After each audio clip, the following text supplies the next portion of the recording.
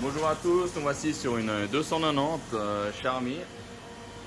Alors, toutefois, avant de commencer à travailler sur une machine, là on est sur notre produit le DM Cleaner.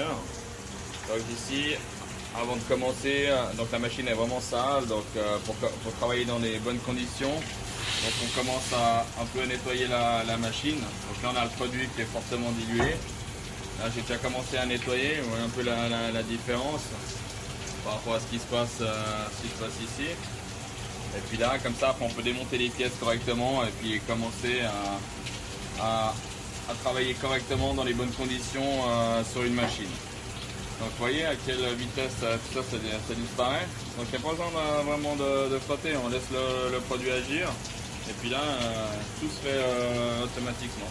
Donc là, on est déjà sur une partie nettoyée. Ok, donc on a utilisé un anhydride pour faire une oxydoréduction, enlever le cuivre le faire plus sur la partie qui s'est déposée.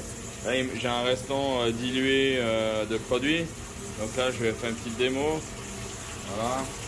Le produit ici, il est en train d'agir. Ok. Et en vrai, on voit que c'est en train de changer de couleur maintenant. Ça fait la réaction. Si on met de l'eau chaude, ça va un peu plus vite. Voilà. Et puis là, vous avez directement la réaction. Après, vous voyez la différence, comment ça agit sur les dépôts. Ça attaque pas l'inox, mais ça fait bien l'enlèvement de matière. Vous voyez. Donc en quelques secondes, sans frotter, on arrive au résultat. Donc ici, là, je revois de nouveau la couleur de la tête. Ici, j'ai commencé un peu à frotter les parties blanches pour qu'on ait un peu plus de luminosité dans la machine. Et puis, je vais continuer comme ça. Et puis, principalement, tous les problèmes d'érosion, 80% c'est des problèmes de nettoyage. Donc, quand on a une dissipation d'énergie dans la tête, qui va dans la machine, perte de vitesse, et puis on n'a plus les bonnes cotes, on a de la conicité, on a quelques problèmes qui interviennent. Un bon nettoyage, et ça résout pas mal de choses.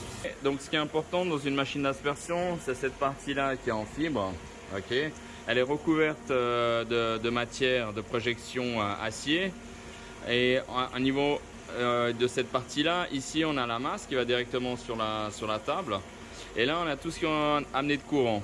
Donc on comprend bien logiquement que tout ce dépôt qui se met ici, là il y a des millimètres de dépôt. Là on voit qu'il y a 2-3 millimètres. Ben, ça crée un pont électrique entre la partie de la masse et la partie positive ici. Et surtout, si tout ça est recouvert de dépôts, on a aussi une possibilité de contact qui repart sur la tête supérieure. Okay.